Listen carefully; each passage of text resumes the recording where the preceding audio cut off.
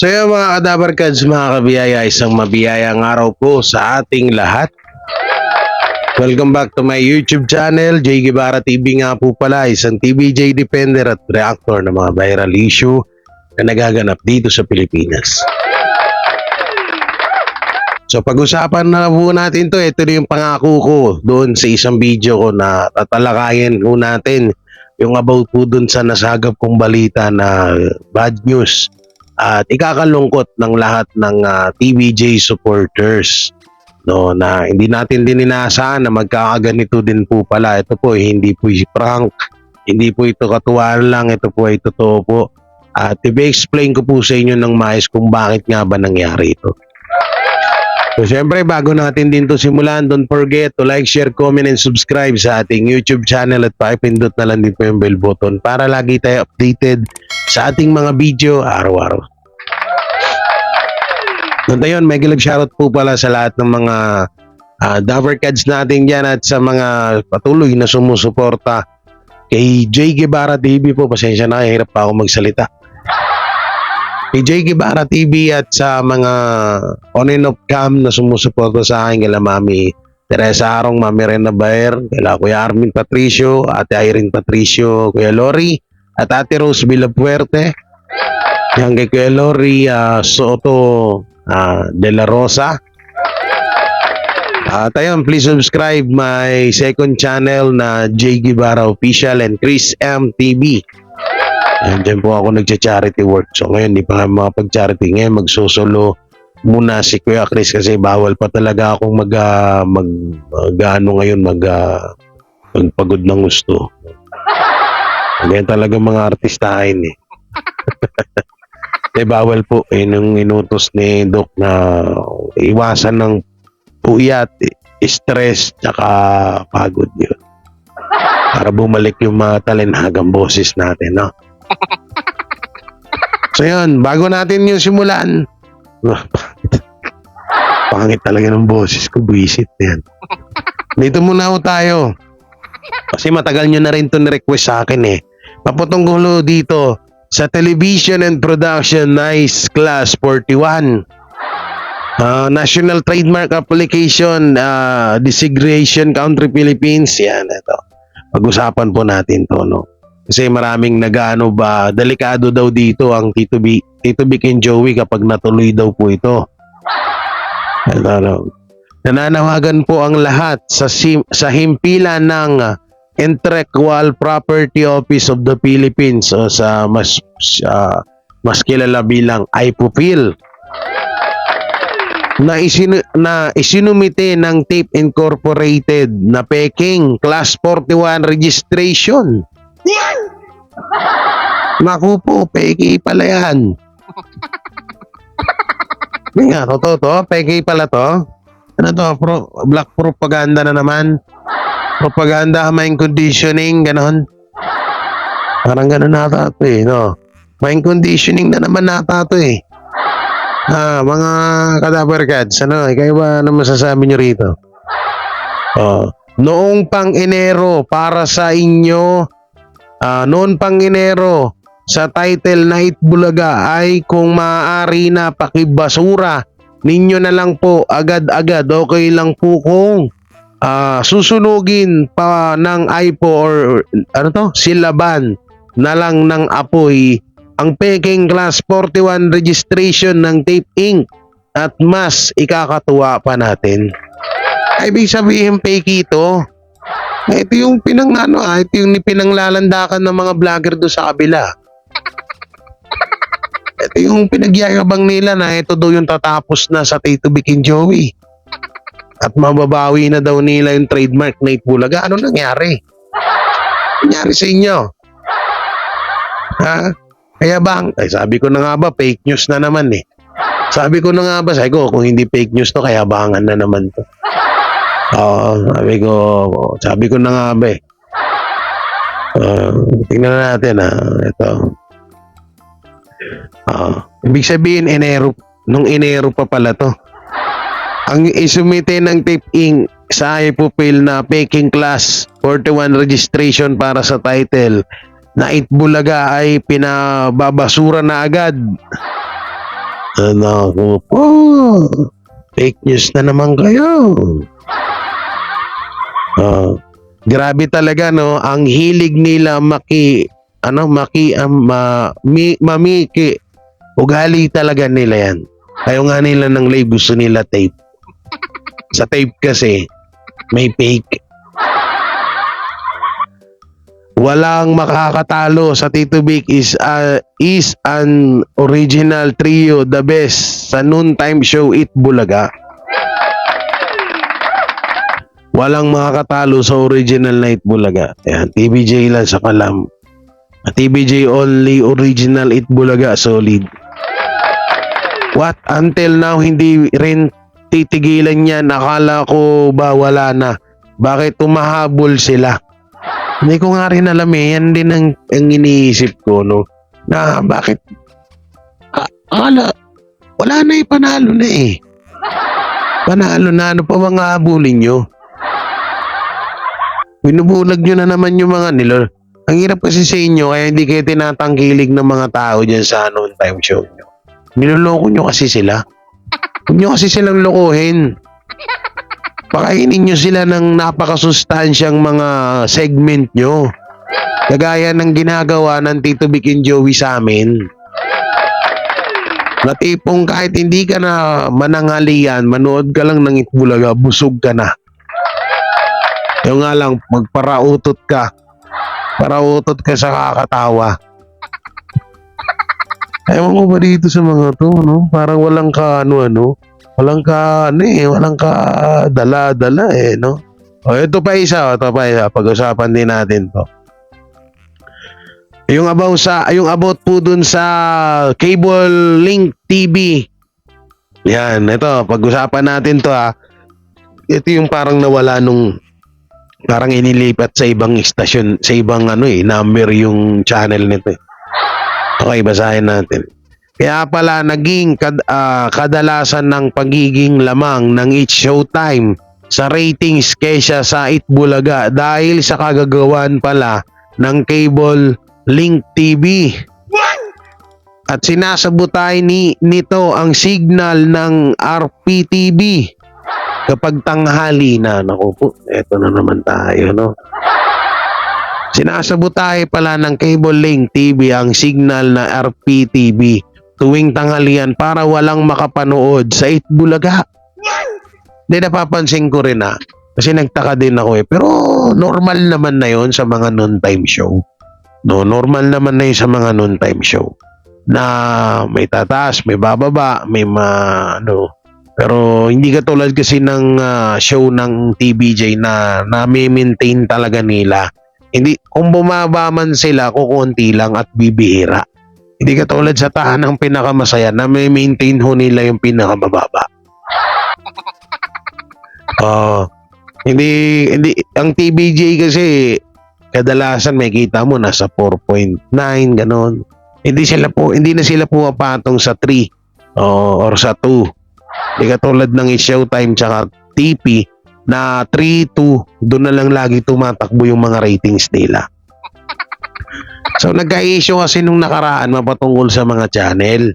So nung nagka-issue sa mga channel, syempre naalarma tayo bilang TBJ Defender naman, di ba? So eto nga yung tinatalakay natin, At saka napag-alaman din na ang cable provider ng Cable Link TV ay may pinapanigan na istasyon dahil ang cable provider na ito ay Makapro GMA7. Kaya naman pala eh. Alam nyo, minsan hindi lang pala sa politics may dayaan, no? Kahit din pala sa noontime show, kahit pala saan mo dalhin talaga may mga dayaan na nangyayari. Kasi natatandaan nyo yung kay Lolit Solis. Yung ginawa niyang pandaraya sa award ni sino to? Sino ba yung tatay ni Luis Manzano? Edu Manzano tsaka ni Gutierrez ba yun? Nakalimutan ko. Na dapat sila mananalo ng award. Napanood nyo ba yung comment nyo nga dyan? Ako may napanood ko kasi yung kahit hindi ko na naabutan yun eh. May mga award sa mga artista, best actress ata, no, may mga ganun, no, best actor. Oh. Ang imbis na kay Edo Manzano napunta kay kay Gabby Concepcion. So hindi lang pala sa politics may mga dayaan na nangyayari, pati din dito pala sa showbiz. Sa noon time show, pero mo pati yung cable dinadaya. Laban kasi kayo ng patas para mas maganda. Pag ano kayo, mag-isip kayo ng magandang content, mag-isip kayo ng magandang segment. No, hindi yung anak ng teteng. Hindi yung walang yan. Pati yung mga cable na dinadaya nyo pa eh. Ang cable provider na ito ay posibleng may kinalaman din sa pagsasabotahe sa signal ng RPTV tuwing tanghali. Kaya naman pala ang Cable Link TV ay gumagawa pala ng modus at kababalaghan at ginagawa pa sa tanghaling tapat. At ang RPTV pa ang biktima nila. Baka naman ng Cable Link TV ay susunod sa yapak ng Sky Direct na nag-shutdown noong 2022. 2020 pala, 2020. Oo nga, Sky Direct. Mag-ingat kayo dyan, Sky Cable Link TV. Yan na po ang katotohanan. Sinasabotahe ng Cable Link TV ang signal ng RPTV sa tuwing tanghalian para walang makapanood ng Eat Bulaga at para tumaas daw ang ratings ng Eat Showtime. Grabe, no? Lapit nyo eh. Tingnan natin yung mga comment dito ng mga netizen. Ito, sabi ni Merly Ebon, basta kami dito legit Dabarkads ako. Walang lamangan, maging patas lang tayo. Tama naman. Grabe naman pananabutahing yan. Nako, maging fair naman. Sky Cable din nawawalan ng signal kapag Eat Bulaga na.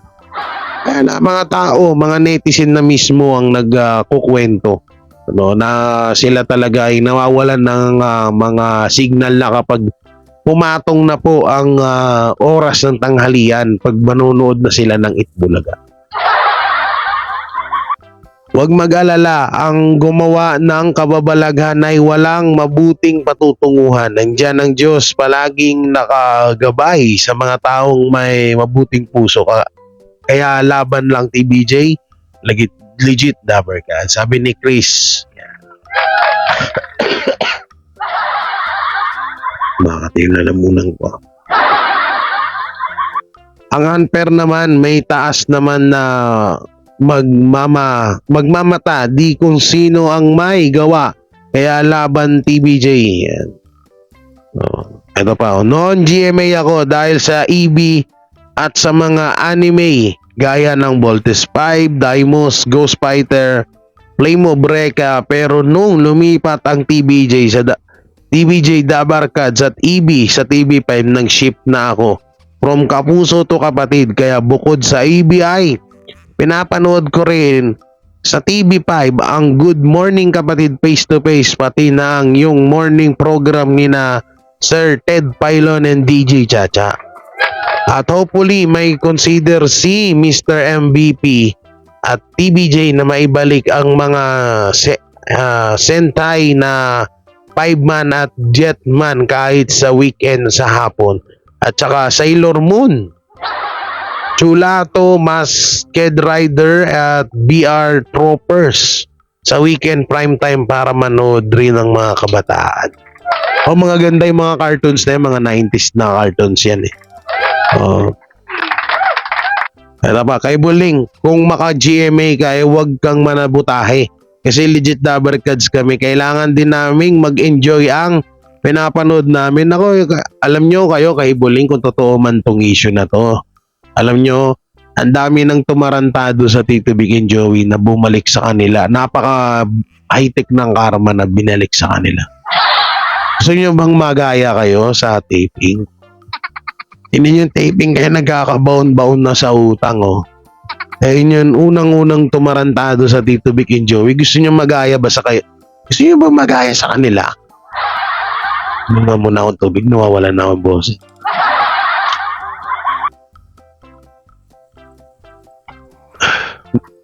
Baka mamaya, nagsasalita ako dito, wala na palang boses. No? Gusto niyo bang magaya sa kanila na halos una-una nagkakabaon-baon, walang bagsak sa ratings, mga sponsors, sabi nila, apaw-apaw daw sa sponsor pero ang laki ng utang. Makakita, apaw-apaw sponsors ng show tas dami utang. Yung APT studio nga, hindi nyo pa nababayaran eh. No? Ano, ang daming nagalit sa kanila wag naman ganon, kahit anong gawin ng ibang noon-time show, panalo pa rin ang Itbulaga ng TVJ. Ito pa kaya pala nasisira nga ang signal ng TV5 habang pinapanood namin ang Itbulaga. Hindi sila dapat ganern, lumaban sila ng patas. Okay, God is good. God bless, God, people, amen. Ala. So, ginagawa yan, daming comment ng mga netizen, no? Tama po kayo, pati PTV ay malabo na. Dati malinaw sa TV ko na antena lang. Dami nagre-reklamo ngayon. Ako, pagtay kayo dyan kay Buling. Baktay kayo diya kapag ano.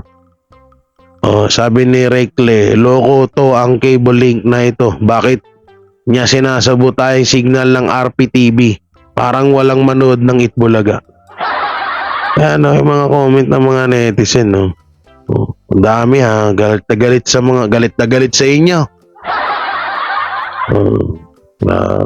Sana lumaban na lang kayong patas. Pag hindi kaya, edi shutdown. Hindi stop yung show nyo. Ganun lang yun eh. Kasi nagulat din ako nun yung bakit wala na. Dati pa naman kahit dati sa TV Plus, ang linaw ng doon, Itbulaga ng TV5. Daw basketball nung gamit pa namin TV Plus dati. Pero nung nagka-leche-leche na yan nawala na unti-unti ang TV5 dun. Tapos sa GMA for the Box naman ganun din. Ang linaw ng TV5 dyan dati, nanonood ang PBA dyan eh. No? Pero pagdating ng TVJ sa TV5 at may Itbulaga na, nakuha na nila yung trademark, kaya na. Nagka-leche-leche na din. Grabe ka, bitter ng mga kalaban natin, no? Parang parang sa sobrang hindi nila kinakaya ang Tito Vic and Joey, talagang ginagago nila. Kita nyo pati sa Sugod Bahay, mga kapatid, may mga scammer na umiikot na sila daw ay mga staff daw ng Itbulaga. Magbayad ka daw ng 50 pesos para tawag dito, para para makapag-register ka sa Sugod Bahay at maaring manalo ng 10,000 nata yun. Ay ko, grabe itong mga to. So, ulitin namin mga Kadabarkads, pag may mga ganyang tao sa barangay nyo na mga pupunta, i-picturean nyo po tapos ipasa nyo sa Facebook page ng Tito Vic and Joey. So yan, dito na tayo sa pinaka-topic ko natin. Pero bago lahat, inom muna ako ng tubig, ha? Bigla tayo mawala ng boss.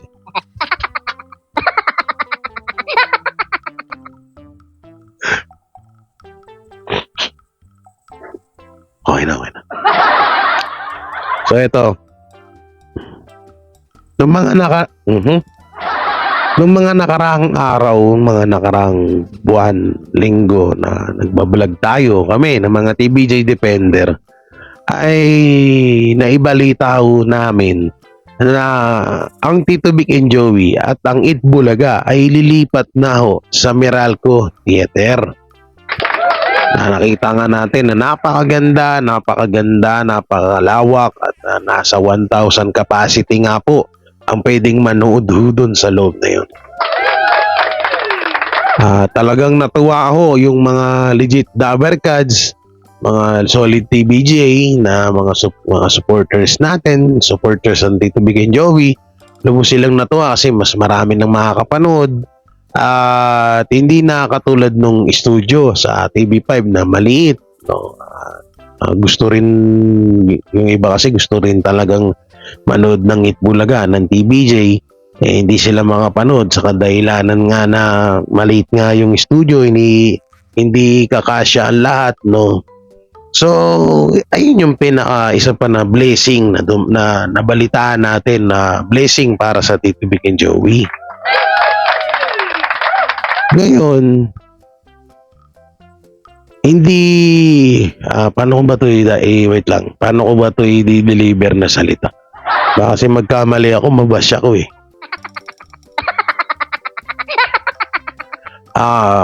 Meron po atang nangyaring hindi parang hindi na po matutuloy ang TBJ sa Meralco Theater ng hindi po na sila lilipat or hindi na lilipat or hindi na sila matutuloy na mapapanood natin or hindi na sila matutuloy na lilipat sa Meralco Theater. No, yun po yun ng mga Kadabarkad. So, hindi na po sila matutuloy doon. Hindi ko po alam kung tawag dito, kung anong mga nangyari, kung bakit hindi natuloy.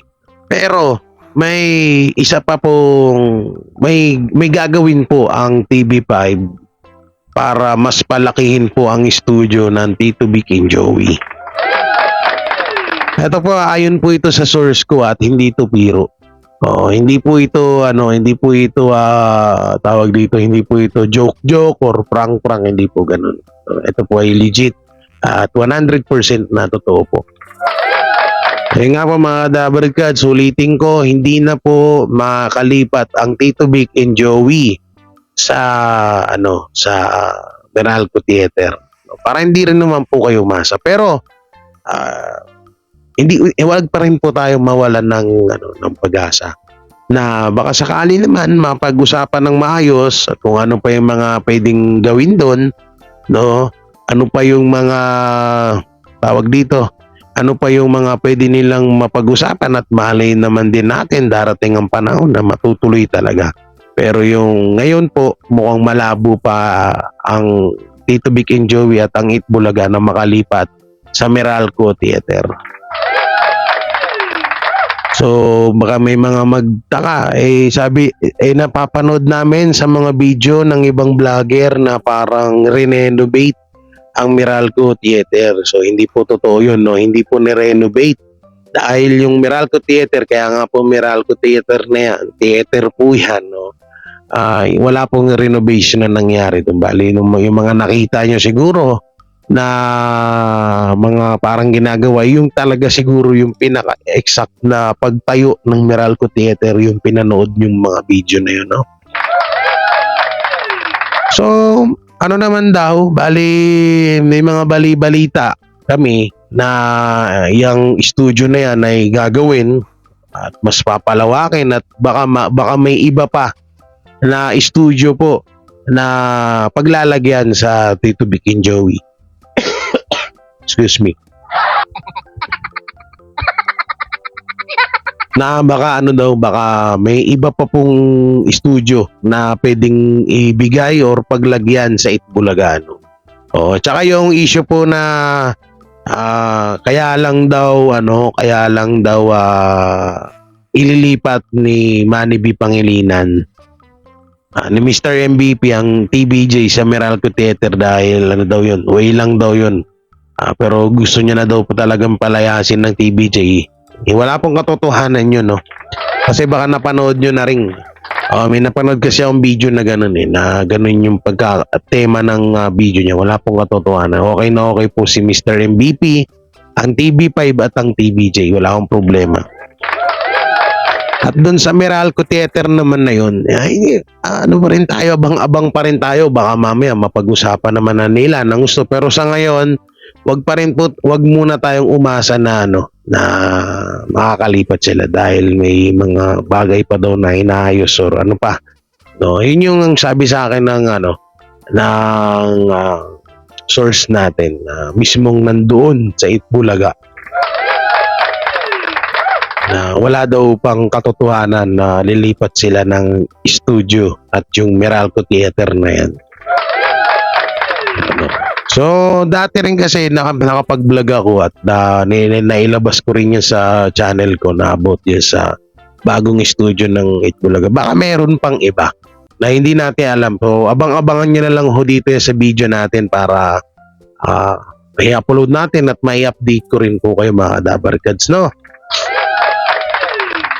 So, yun lang po yung sinasabi kong medyo malungkot talaga kasi ang nakala talaga natin makakapanood na tayo ng makakapanood na yung maraming Dabarkads sa isang studio sa mga gustong manood sa live ng Tito Vic and Joey, di ba? So dito kasi sa studio nila ngayon ay talagang maliit pa talaga.